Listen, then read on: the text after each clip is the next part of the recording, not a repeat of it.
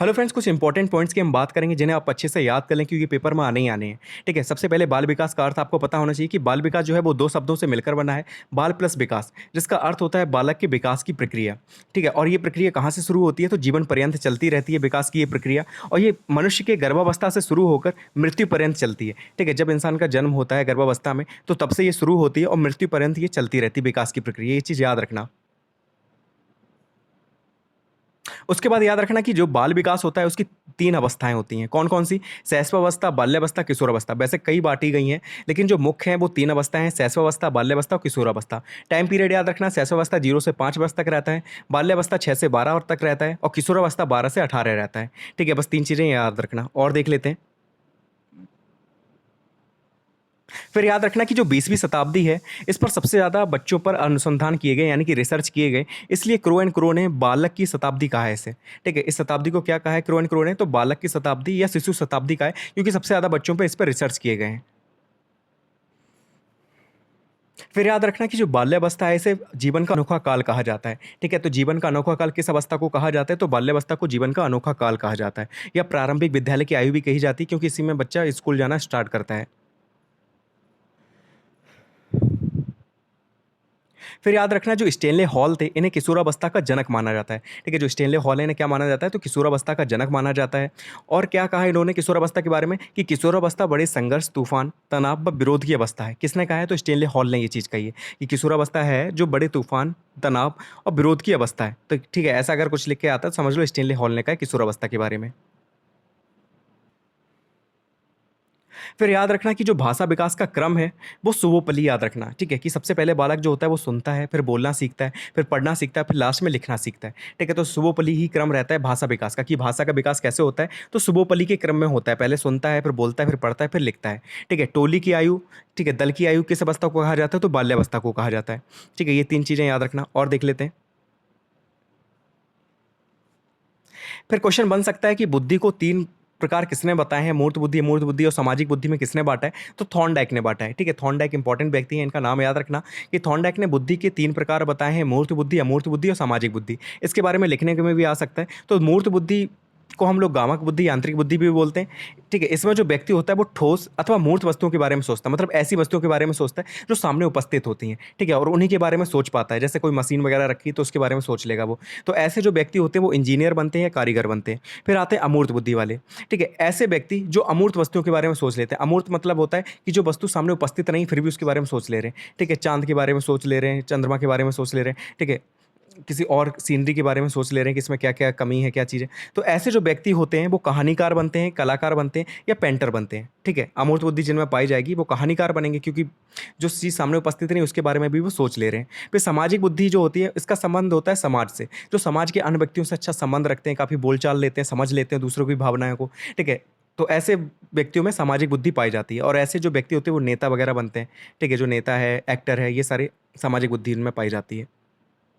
बुद्धि लब्धि, तो बुद्धि लब्धि का आप सूत्र याद रखना कि बुद्धि लब्धि का जो सूत्र है वो टर्मेन ने दिया था। क्या सूत्र था? तो मानसिक आयु बटे वास्तविक आयु इंटू 100, ठीक है? मानसिक आयु हमेशा ऊपर रहेगी, ये चीज़ याद रखना। मानसिक आयु फिर नीचे होगी वास्तविक आयु इंटू 100। अगर कोई क्वेश्चन आता है जैसे कोई बालक 8 वर्ष का है, 10 वर्ष की आयु के बच्चे की, तो ऐसे करके आप जो मानसिक आयु है उसे आप ऊपर रखेंगे, जो वास्तविक आयु है बच्चे की उसे नीचे रखेंगे, इंटू 100 करेंगे और निकाल देंगे आंसर, ठीक है? जो आएगा वो बुद्धि लब्धि हो जाएगी। फिर देखिए जो बुद्धि लब्धि है इसे याद रखना कि 140 से अगर किसी की बुद्धि लब्धि है तो उसे हम प्रतिभाशाली की श्रेणी में रखते हैं। उसके बाद याद रखना कि 90 से अगर 110 के बीच में किसी की बुद्धि लब्धि है, आईक्यू है, तो उसे हम सामान्य बुद्धि या औसत बुद्धि बोलते हैं, ठीक है? और 80 से 90 अगर किसी की बुद्धि है, ठीक है, आईक्यू है, तो उसे हम मंद बुद्धि या पिछड़ी बुद्धि में रखते हैं, ठीक है? तो आपको 3 याद रखने हैं। उसका चौथा याद रखना अगर किसी की 25 से कम है तो उसे हम लोग जड़ बुद्धि, हीन बुद्धि या महामूर्ख बुद्धि कहते हैं, ठीक है? 140 से अधिक प्रतिभाशाली, 110 से 90 से लेके 110 तो सामान्य बुद्धि, औसत बुद्धि, 80 से 90 है तो उसे मंद बुद्धि या पिछड़ी बुद्धि में रखेंगे, या 25 से कम है तो उसे जड़ बुद्धि, हीन बुद्धि या महामूर्ख बुद्धि में रखेंगे, ठीक है? 2 ही परसेंट प्रतिभाशाली होते हैं और 2 ही परसेंट जो होते हैं व्यक्ति, वो कैसे होते हैं? वो जड़ बुद्धि या हीन बुद्धि होते हैं, ठीक है? और बुद्धिमत्ता का जनक किसे माना जाता है? तो गॉल्टन को बुद्धिमत्ता का जनक माना जाता है।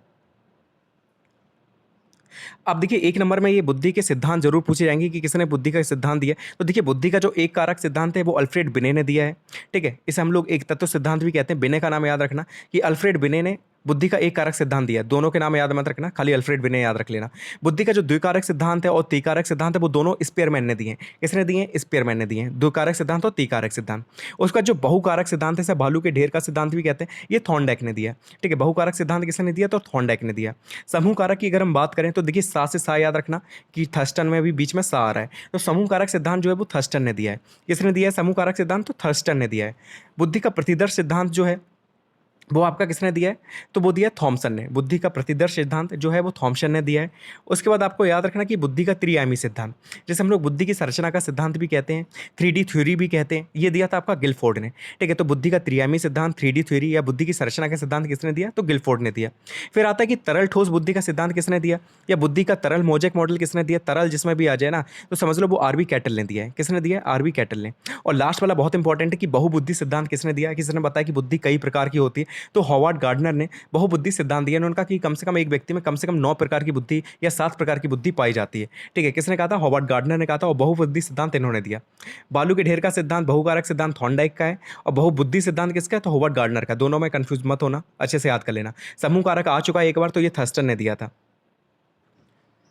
उसके बाद याद रखना कि बुद्धि परीक्षण जो होते हैं वो 2 प्रकार के होते हैं, एक व्यक्तिगत बुद्धि परीक्षण और दूसरा सामूहिक बुद्धि परीक्षण।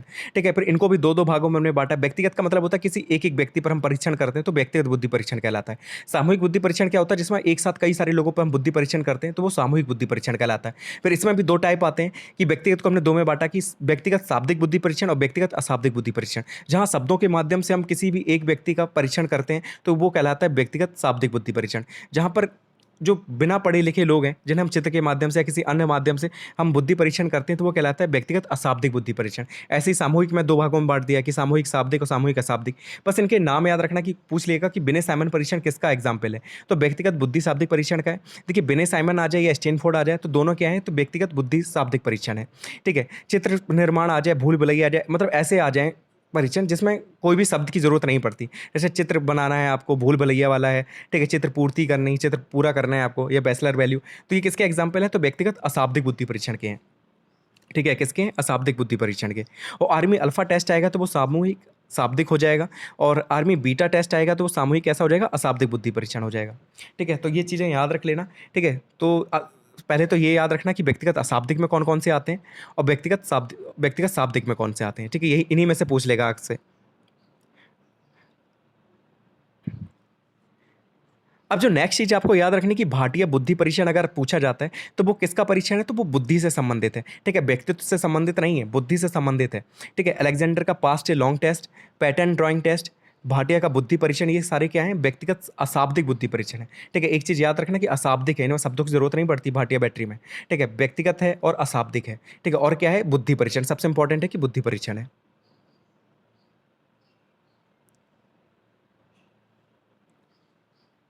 फिर याद रखना कि जो सृजनात्मकता होती है इसे हम लोग क्रिएटिविटी कहते हैं इंग्लिश में। ठीक है, और इसके 4 तत्व होते हैं। पहला होता है प्रभाव, दूसरा होता है लचीलापन, तीसरा होता है मौलिकता, और चौथा होता है विस्तारण। ठीक है, इन 4 पॉइंट्स को बस याद कर लेना कि पहला प्रभाव है, दूसरा लचीलापन है, तीसरा मौलिकता है, फिर है कि विस्तारण। अगर आप क्रिएटिव है तो आपके अंदर प्रभाव होना चाहिए, कई सारे विचार आपके मन में आते रहने चाहिए। लचीलापन है कि अपने एकदम अगर कोई मान ली सिचुएशन अलग हो गई तो आप एकदम चेंजमेंट कर सके, उसमें फ्लेक्सिबिलिटी होनी चाहिए। मौलिकता होनी चाहिए, ठीक है, कि आप अन्य लोगों से विचार विमर्श कर रहे हैं, उसके बाद अगर कोई क्वेश्चन कुछ कर रहे हैं तो आप डिफरेंट आंसर भी दे सकते हैं, तो मौलिकता होनी चाहिए। ठीक है, ओरिजिनल हो, किसी का आपने कॉपी ना किया हो विचार। ठीक है, फिर है विस्तारण, कि विचारों को बढ़ा चढ़ा कर कह सकते हो, आपके अंदर ये पावर हो। ठीक है, तो हम कह सकते हैं कि आप कैसे हैं? क्रिएटिव हैं, सृजनात्मक हैं। ठीक है, तो ये 4 पॉइंट्स याद रखना।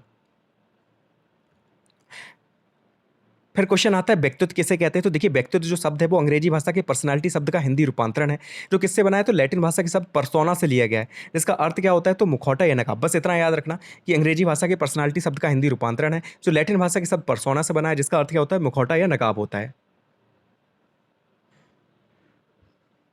अब देखिए क्रैसमर एक व्यक्ति थे, इन्होंने व्यक्तित्व के 4 प्रकार बताए हैं। एक पिकनिक, दूसरा एस्थेनिक, फिर आता है एथलेटिक और फिर होता है डिस्प्लास्टिक। ठीक है, इन्हें याद मत करना, ये शायद ना पूछे लोग, इतना याद रखना कि क्रैसमर ने बुद्धि के व्यक्तित्व के 4 प्रकार बताए हैं, व्यक्तित्व जो पर्सनैलिटी होती है इसके। ठीक है, पिकनिक में जो होता है उनके कद छोटा होता है, शरीर भारी होता है। ठीक है, ये सारी चीज़ें छोड़िए, बस याद रखना कि 4 भागों में बाँटा है। सेल्डन ने व्यक्तित्व के 3 प्रकार बताए हैं, जिसमें एंडोमॉर्फिक, एक्टोमॉर्फिक, ठीक है, और मेसोमॉर्फिक, ऐसे करके 3 भागों में बाँट रखा है। इस सबसे इंपॉर्टेंट आपको याद रखना कि मनोवैज्ञानिक गुणों के आधार पर किसने बांटा है, तो जो युंग थे, इन्हें जुंग भी कहीं-कहीं लिखा होता है। इन्होंने जो ये मनोवैज्ञानिक थे, इन्होंने गुणों के आधार पर व्यक्तित्व को 3 भागों में बाँटा है, अंतर्मुखी, बहिर्मुखी और उभयमुखी। याद रखना कि व्यक्तित्व को मनोवैज्ञानिक गुणों के आधार पर किसने बाँटा है, तो युंग ने बाँटा है 3 भागों में, अंतर्मुखी, बहिर्मुखी और उभयमुखी। अंतर्मुखी वो होते हैं जो खुलकर अपनी बातें नहीं कह पाते, इनके दोस्त कम होते हैं, ठीक है, मिलते-जुलते कम हैं। बहिर्मुखी वो होते हैं जो बहुत ज़्यादा बोलचाल रखते हैं, ठीक है, हमेशा बाहरी बने रहते हैं, दोस्तों से बहुत बातचीत करते हैं, ठीक है, जो नेता वगैरह होते हैं उनमें ऐसे गुण पाए जाते हैं। और उभयमुखी वो होते हैं जिनमें दोनों के गुण पाए जाते हैं, जो बोलते भी हैं, अपने में भी खोए रहते हैं, ठीक है, जब टाइम आता है वो बोलते भी रहते हैं, ठीक है, तो दोनों के मिला-जुला रूप होता है वो उभयमुखी, ठीक है, तो इसके बारे में आप अच्छे से लिख सकते हैं, समझ में आ गया होगा। फिर देखिए नेक्स्ट आपको पढ़ना है कि व्यक्तित्व मापन की विधियाँ कौन-कौन सी होती है, तो 2 भागों में बाँटा है कि कैसे हम व्यक्तित्व का मापन कर सकते हैं। एक होता है प्रक्षेपण विधि और दूसरा होता है अप्रक्षेपण विधि, ठीक है। पहला होता है प्रक्षेपण विधि और दूसरा होता है अप्रक्षेपण विधि। देखिए प्रक्षेपण विधि में टीएटी आ जाता है। टीएटी जो परीक्षण है, बस इतना याद रखना कि इसकी फुल फॉर्म होती है थीमेटिक एप्रिसिएशन टेस्ट और इसका प्रतिपादक कौन है, तो मॉर्गन एवं मुरे ने इसकी खोज की थी। ठीक है, मॉर्गन एवं मुरे ने इसे बनाया था। ये व्यक्तित्व, इसमें व्यक्तित्व मापते हैं। ठीक है, 1 नंबर में पूछेगा कि टीएटी किसके लिए है, तो व्यक्तित्व मापन के लिए, ठीक है, बुद्धि मापन के लिए नहीं है। इसमें टोटल 31 कार्ड होते हैं जिसमें 30 पर चित्र बने होते हैं। ठीक है, 10 पुरुषों के लिए होते हैं, 10 महिलाओं के लिए होते हैं, 10 दोनों के लिए होते हैं और एक जो होता है वो सादा होता है। ठीक है, और ये किस वर्ष के बच्चों के लिए है, तो 14 वर्ष से जो अधिक आयु के बच्चे हैं उनके लिए ये होता है। ठीक है, जो 14 वर्ष तक के जो बच्चे हैं, सॉरी 14 वर्ष तक के जो बच्चे होते हैं उनके लिए ये होता है और ये अशाब्दिक बुद्धि परीक्षण है। ठीक है, कैसा परीक्षण है, तो सामूहिक अशाब्दिक बुद्धि परीक्षण है, टीएटी परीक्षण, जिसे मॉर्गन एवं मुरे ने बनाया था। 31 कार्ड हैं, 10 महिलाओं के लिए, 10 पुरुष के लिए, 10 दोनों के लिए और एक सादा होता है और ये 14 वर्ष तक के बच्चों के लिए होता है। और कैसा परीक्षण है, तो सामूहिक अशाब्दिक बुद्धि परीक्षण है। दूसरा जो बुद्धि परीक्षण है वो है रोरसा स्याही धब्बी परीक्षण। इसे हरमन रोरसा ने बनाया था। किसने बनाया, तो हरमन रोरसा। रोरसा रोरसा याद कर लेना, स्विट्जरलैंड के थे ये। इसमें टोटल 10 कार्ड होते हैं। ठीक है, 10 कार्डों का प्रयोग किया जाता है और प्रत्येक कार्ड में क्या होता है, स्याही के धब्बे-अब्बे लगे होते हैं और उसमें कुछ आकृति बन रही होती है तो वो पूछा जाता है बच्चों से। फिर तीसरा है शब्द साचार विधि। ये मत पढ़ना, कोई दिक्कत नहीं, गोल्टन ने बनाया था। ठीक है, फिर है 16 पीएफ टेस्ट। इसे आरबी कैटल ने बनाया था। ये 17 वर्ष से ऊपर के बच्चों के लिए होता है। इसमें सील गुण की पहचान की जाती है। ठीक है, 16 जो सील गुण होते हैं उनकी पहचान की जाती है। फिर इसकी सीएटी जो परीक्षण है, इसे याद कर लेना। ये इसके प्रतिपादक थे लियोपोल्ड ब्लॉक। ठीक है, लियोपोल्ड जो ब्लॉक थे, इन्होंने सीएटी परीक्षण की खोज की थी। इसकी फुल फॉर्म है चिल्ड्रन एप्रिसिएशन टेस्ट। ठीक है, तो ये 11 वर्ष तक के बच्चों के लिए होता है। इसमें भी 10 संख्या होती है कार्डों की, जिसमें जानवर के चित्र बने होते हैं। ठीक है, तो सीएटी परीक्षण के कौन है, सीएटी परीक्षण के तो लियोपोल्ड ब्लॉक जो है, उन्होंने सीएटी परीक्षण की खोज की है। फिर याद रखना कि व्यक्तिक परीक्षण कैसा है, व्यक्तिक भिन्नता किसे कहते हैं, सॉरी व्यक्तिक भिन्नता किसे कहते हैं, कि देखिए कोई भी 2 व्यक्ति एक जैसे नहीं रख होते। ठीक है, उनमें कुछ ना कुछ चेंजमेंट दिखेगा, या तो कलर में चेंज दिखेगा, या नाक में चेंज दिखेगा, या आंखें अलग होंगी, ठीक है, बाल अलग होंगे। तो 2 व्यक्ति एक जैसे ना होना ही क्या कहलाता है, व्यक्तिक भिन्नता कहलाता है। यही आप सीधे-सीधे लिख देना कि किन्हीं 2 व्यक्तियों का एक जैसी समानता रखते हुए भी मानसिक एवं संवेगात्मक रूप से भिन्न होना व्यक्तिक भिन्नता कहलाता है। अर्थात किन्हीं 2 व्यक्तियों का एक जैसा ना होना क्या कहलाता है, व्यक्तिक भिन्नता कहलाता है। 2 जुड़वा बच्चे भी होते हैं, वो भी कुछ ना कुछ उनमें डिफरेंस देखने को मिलता है। तो यही चीज़ व्यक्तिक भिन्नता कहलाती है। ठीक है? स्किनर ने यही कहा है कि मापन किया जाने वाला व्यक्तित्व का प्रत्येक पक्ष, जो भी चीज़ हम माप सकते हैं पर्सनैलिटी में, वो प्रत्येक पक्ष क्या कहलाता है, व्यक्तिक भिन्नता का ही अंश है। और व्यक्तिक भिन्नता पर सबसे पहले अध्ययन किसने किया था, तो गोल्टन ने किया था। कब, 1879 में। ठीक है, कि 2 व्यक्ति एक जैसे नहीं होते। देखिए शारीरिक रूप से कैसे होंगे, गोरे हो सकते हैं, काले हो सकते हैं, लंबे हो सकते हैं, छोटे हो सकते हैं। बुद्धि के आधार पे हो सकता है कि कोई मूढ़ बुद्धि हो, कोई जड़ बुद्धि हो, कोई प्रतिभाशाली हो। ठीक है, संवेगात्मक आधार पे है कि किसी को क्रोध बहुत आ रहा है, कोई प्रेम से ही बात करता है हमेशा। ठीक है, ऐसे करके व्यक्तिक भिन्नता पाई जाती है। फिर 1 नंबर में याद रखना कि कल्पना किसे कहते हैं, तो परोक्ष यानी कि अप्रत्यक्ष वस्तुओं के बारे में सोचना ही क्या है, कल्पना है। ठीक है, मतलब ऐसी वस्तुओं के बारे में सोचना जो आपके सामने उपस्थित नहीं है। तो ऐसी वस्तुओं के बारे में सोचना क्या कहलाता है, कल्पना कहलाता है। सीधा-सीधा 1 नंबर में लिख देना, बनाकर भी लिख सकते हैं कि ऐसी वस्तुओं के बारे में सोचना जो आपके सामने उपस्थित नहीं है, क्या कहलाएगा, कल्पना कहलाएगा। दूसरी चीज़ याद रखना कि बाल विकास को प्रभावित करने वाले कारक कौन से होते हैं। तो देखिए 2 कारक होते हैं, पहला होता है वंशानुक्रम और दूसरा होता है वातावरण। ठीक है, ये 2 कारक होते हैं जो किसे प्रभावित करते हैं, तो बाल विकास को प्रभावित करते हैं। ठीक है, और बालक का व्यवहार किसका गुणात्मक होता है, तो वंशानुक्रम इंटू वातावरण होता है। ठीक है, इन दोनों से मिलकर ही बनता है क्या, बालक का व्यवहार। अब सबसे इंपॉर्टेंट टॉपिक है कि अधिगम किसे कहते हैं। तो देखिए व्यवहार में होने वाले परिवर्तन को सीखना या अधिगम कहते हैं। आपके व्यवहार में कुछ भी चेंजमेंट हो रहा है तो वो क्या है, अधिगम है। यही सीधा-सीधा लिख देना कि व्यवहार में होने वाले परिवर्तन को सीखना या अधिगम कहते हैं। मनुष्य कुछ चीज़ों को व्यवहार से, वातावरण से या कुछ चीज़ों को अनुभव से सीखता है। तो यही चीज़ क्या कहलाती है, अधिगम कहलाती है। ठीक है, और सीखने की ये प्रक्रिया जो होती है वो हमेशा चलती रहती है, कभी भी खत्म नहीं होती। ठीक है, हम हमेशा कुछ ना कुछ सीखते रहते हैं। तो यही लिखना, विशेषताएँ क्या होती हैं, तो क्रियाशीलता की उपज है। समायोजन में सहायक, कि हम समायोजित कर लेते हैं खुद को। ठीक है, स्थानांतरित भी है। एक चीज़ से दूसरी चीज़ सीखते रहते हैं। तो ये सारी चीज़ें लिख देनी है आपको। स्किनर की परिभाषा याद रख लेना स्किनर की, कि सीखना जो है वो व्यवहार में उत्तरोत्तर सामंजस्य की प्रक्रिया है। ये किसने कहा था? स्किनर ने कहा था कि जो सीखना है वो व्यवहार में उत्तरोत्तर सामंजस्य की प्रक्रिया, कि हम सामंजस्य बनाते रहते हैं सीख कर। अब देखिए अधिगम की कुछ प्रभावशाली विधियाँ होती हैं कि हम कैसे-कैसे सीखते हैं चीज़ों को। तो पहला है कि करके सीखते हैं, कोई भी कार्य कुछ भी सीखना होता है तो हम चीज़ें कर के सीखते हैं। दूसरा कि अनुकरण द्वारा सीखते हैं, कि कोई और कर रहा है तो हम उसे देखते हैं, ठीक है? फिर अनुकरण द्वारा हम सीखते हैं। तीसरा है कि निरीक्षण करके सीखना, कि हम क्या करते हैं, किसी घटना को देख रहे हैं बारीकी से कि कैसे ये चीज़ हो रही है, ठीक है? फिर निरीक्षण करके हम चीज़ों को सीख रहे हैं, ठीक है? ऐसा होता है। फिर आता है कि परीक्षण करके सीखना, कि खुद आप एक्सपेरिमेंट कर रहे हैं, खुद परीक्षण कर रहे हैं कि ये इसमें ये कंपाउंड मिलाएँगे, इसमें ये मिलाएँगे तो ये बनेगा, ठीक है? तो परीक्षण करके सीखना। तो ये 4 चीज़ें होती हैं। करके सीखना, निरीक्षण द्वारा सीखना, परीक्षण द्वारा सीखना और अनुकरण द्वारा सीखना। ठीक है? ये 4 चीज़ें हैं। अब हम बात करेंगे थॉर्नडाइक के सीखने के नियम। बहुत इंपॉर्टेंट व्यक्ति हैं थॉर्नडाइक, ये ज़रूर आएगा, याद रख लेना। ठीक है? कि थॉर्नडाइक ने सीखने के जो नियम दिए, उन्हें क्या कहा जाता है? तो उन्हें अधिगम के मूलभूत नियम या अधिगम के प्राथमिक नियम कहे जाते हैं। ठीक है? थॉर्नडाइक ने जो सीखने के नियम दिए, उन्हें हम क्या कहते हैं? तो अधिगम के मूलभूत नियम या अधिगम के प्राथमिक नियम कहते हैं। इन्होंने 3 नियम दिए, टीएपी करके फुल फॉर्म बताई थी मैंने, कि तत्परता का नियम, ए से था अभ्यास का नियम और पी से था प्रभाव का नियम। ठीक है? टीएपी फुल फॉर्म याद रखना, टी से था तत्परता का नियम, ए से है अभ्यास का नियम और पी से है प्रभाव का नियम। तत्परता का नियम क्या होता है? कि जब हम किसी कार्य को सीखने के लिए तत्पर रहते हैं, तो उसे बहुत जल्दी सीख जाते हैं। ठीक है? अगर आपको कोई गेम सीखना है, आप तत्पर हैं उसके लिए, तो आप क्या करेंगे? उस चीज़ को बहुत जल्दी सीख जाएँगे। यही कहलाता है तत्परता का नियम।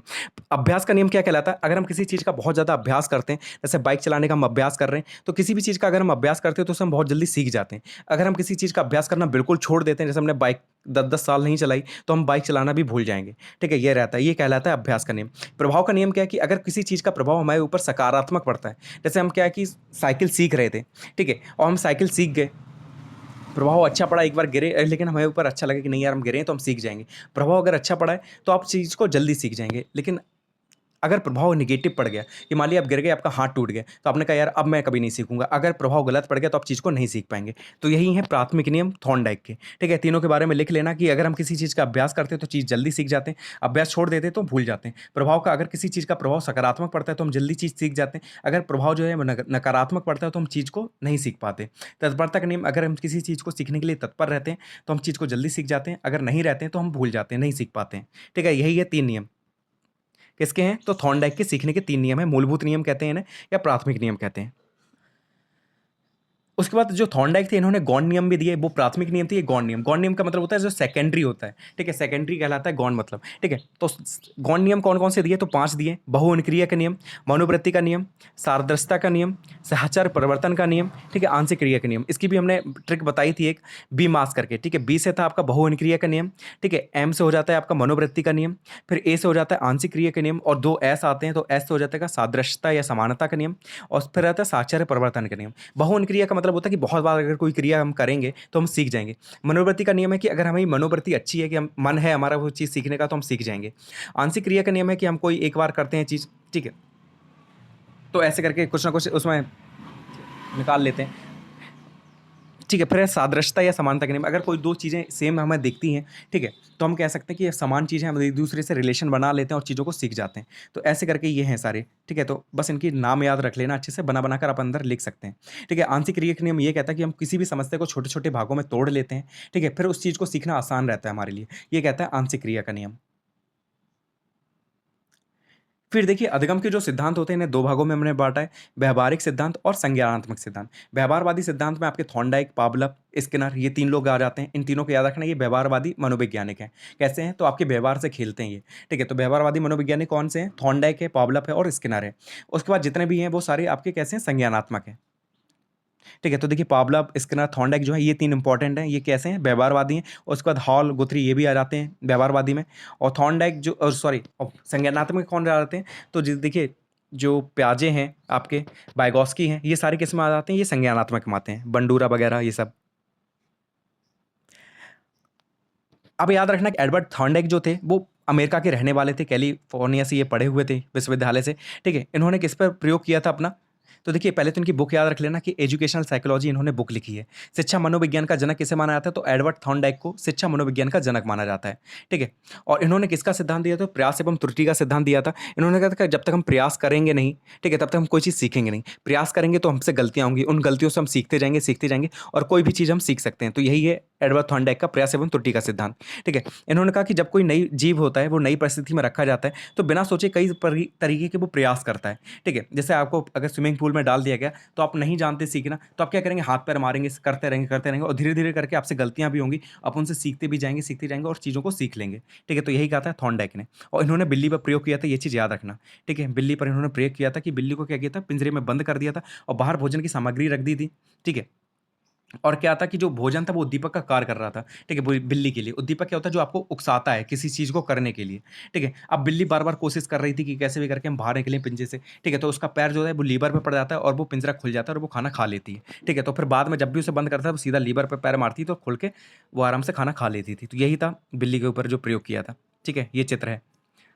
उसके बाद प्रयास एवं त्रुटि का सिद्धांत हमने देख लिया। उसके बाद पावलोव आते हैं। पावलोव की अगर हम बात करें, उन्होंने कुत्ते पे प्रयोग किया। फिर आते हैं स्किनर। स्किनर ने किस पे प्रयोग किया था? तो उन्होंने चूहे पे प्रयोग किया था। बस इनके नाम याद रखना कि चूहे पे किसने प्रयोग किया? तो जो स्किनर थे उन्होंने चूहे पे किया। थॉर्नडाइक ने किस पे किया था? थॉर्नडाइक ने किया था आपका कुत्ते पे, सॉरी, थॉर्नडाइक ने बिल्ली पे किया था और पावलोव ने किया था कुत्ते पर, ठीक है। कुत्ते के लिए उन्होंने क्या किया था कि ऐसे करके, ये चित्र है, दिख रहा है आपको? तो ये पावलोव का है। फिर आता है स्किनर का। स्किनर ने कौन सा सिद्धांत दिया? तो स्किनर का जो सिद्धांत है वो क्रिया प्रसूत अनुबंधन का सिद्धांत कहलाता है, ठीक है, कि क्रिया करके सीखता है। तो क्रिया प्रसूत अनुबंधन का सिद्धांत किसका कहलाएगा? तो बीएफ स्किनर का क्रिया प्रसूत सिद्धांत कहलाएगा। और पावलोव का जो है वो शास्त्रीय अनुबंधन का या क्लासिकल अनुबंधन का सिद्धांत जो होता है वो पावलोव का है, ठीक है। नाम याद रखना कि क्लासिकल अनुबंधन का सिद्धांत या शास्त्रीय अनुबंधन का सिद्धांत किसने दिया? तो पावलोव ने दिया था और कुत्ते पर प्रयोग किया था। रूस के ये रहने वाले थे।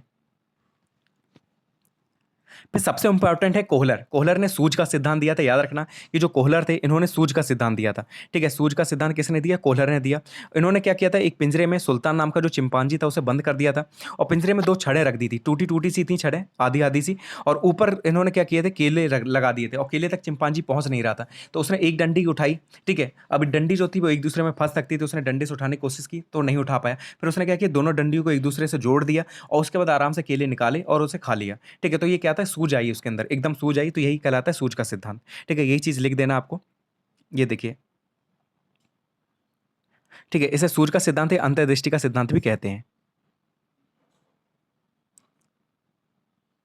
फिर हम बात करेंगे जीन पियाजे की। जीन पियाजे ने दिया था संज्ञानात्मक विकास का सिद्धांत, ठीक है। तो याद रखना कि जीन पियाजे ने क्या दिया? तो संज्ञानात्मक विकास का सिद्धांत जो था वो जीन पियाजे का था, ठीक है।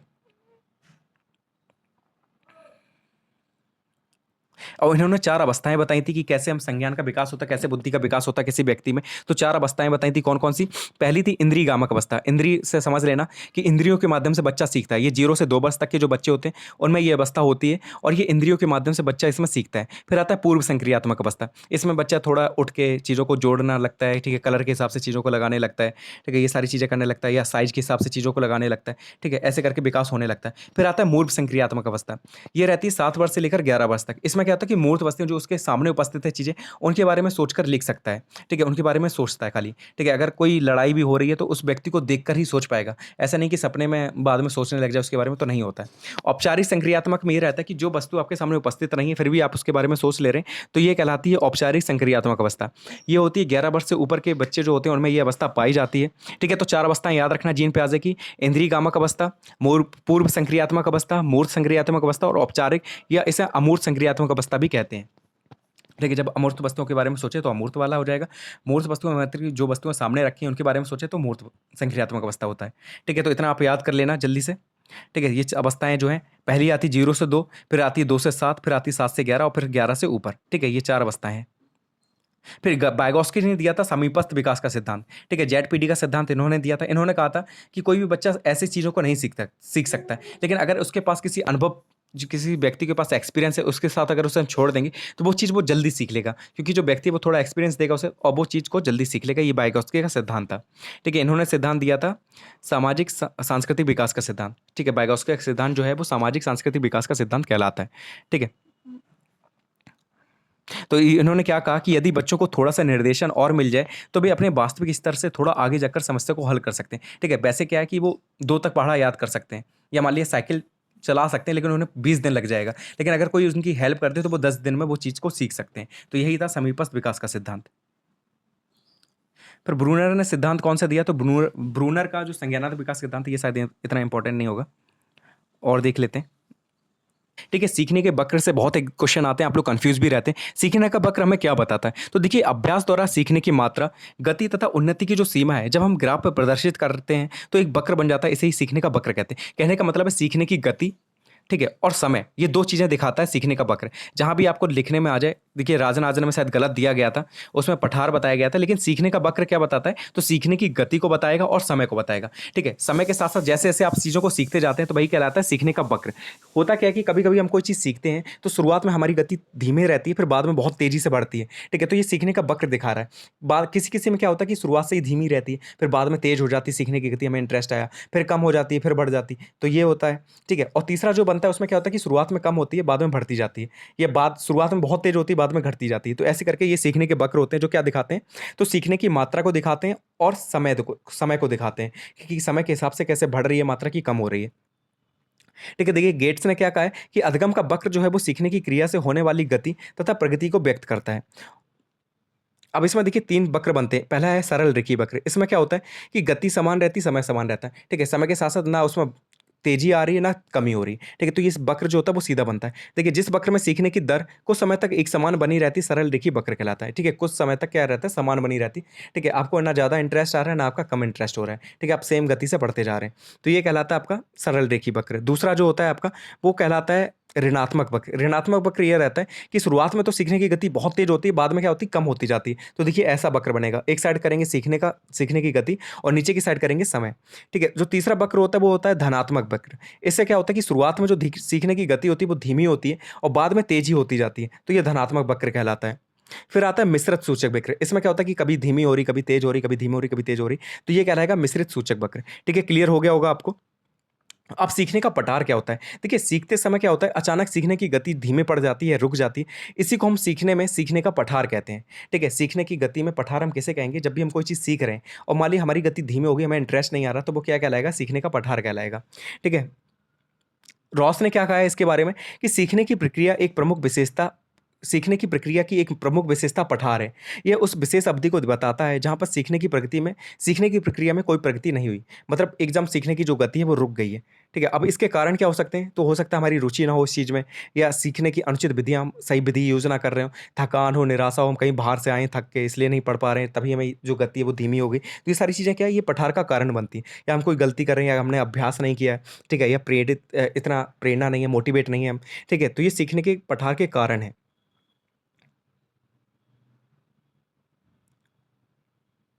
अब देखिए, अधिगम का स्थानांतरण या अंतरण पढ़ लेते हैं कि कैसे सीखने की जो गति होती है वो कैसे ट्रांसफर होती है। देखिए, पूर्व में जो प्राप्त ज्ञान का उपयोग हम किसी अन्य परिस्थिति में करते हैं तो उसे हम स्थानांतरण करते हैं। कि मान लीजिए हमने पहले कोई चीज़ सीखी थी, अब हम उसका प्रयोग किसी अन्य परिस्थिति में कर रहे हैं, तो वो क्या कहलाएगा? सीखने का स्थानांतरण या अंतरण कहलाएगा। ठीक है, अब ये भी 2-3 टाइप के होते हैं। सकारात्मक क्या होता है कि पहले हमने कोई चीज़ सीख रखी है, ठीक है? बाद में हम प्रयोग कर रहे हैं किसी और परिस्थिति में और हम अच्छे से प्रयोग कर ले रहे हैं, तो वो तो सकारात्मक है। ठीक है? कि हमने क्या किया कि पहले सांख्यिकी पढ़ रखी थी, ठीक है? यानी कि स्टैटिक्स पढ़ रखी थी, लेकिन मैथ में हम उसे फिर से पढ़ रहे हैं, तो हमें ये चीज़ फ़ायदा करेगी कि हम पहले पढ़ चुके हैं ये चीज़। ठीक है? नकारात्मक में क्या होता है कि पहले हमने कोई चीज़ सीख रखी है, कोई कौशल हमने सीख रखा है, लेकिन बाद में क्या है कि वही चीज़ हमें घाटा पहुँचाती है, हम उस चीज़ में दिक्कत होती है हमें कोई नई चीज़ सीखने में। तो ये कहलाता है नकारात्मक कदम स्थानांतरण। जैसे कि क्या कि आपने कंप्यूटर में हिंदी की टाइपिंग सीख रखी है, सॉरी इंग्लिश की टाइपिंग सीख रखी है, अब आप हिंदी की टाइपिंग सीख रहे हैं, ठीक है? तो आपको दिक्कत होगी हिंदी की टाइपिंग सीखने में कि आपने इंग्लिश की सीख रखी है, बार-बार इंग्लिश का दबा दे रहे हैं। तो ये कहलाता है नकारात्मक अधिगम स्थानांतरण। फिर आता है शून्य अधिगम स्थानांतरण। इसमें क्या होता है, ना आपको फ़ायदा पहुँचा है, ना आपको घाटा पहुँचा है, ठीक है? आपने कोई भी चीज़ सीखी है पहले, ठीक है? अब आपको नई परिस्थिति में ना उससे फ़ायदा हो रहा है, ना आपको घाटा हो रहा है, तो ये कहलाता है शून्य अधिगम स्थानांतरण। ठीक है? 3 है, आपको याद कर लेना इन्हें। ठीक है, तो इस वीडियो में इतना ही हम रखते हैं। अच्छे से जितना हो गया इसे अच्छे से याद कर लेना, समझ लेना। ठीक है, शॉर्ट वीडियो लेट बना रहा हूँ क्योंकि इससे पहले मुझे टाइम नहीं मिला।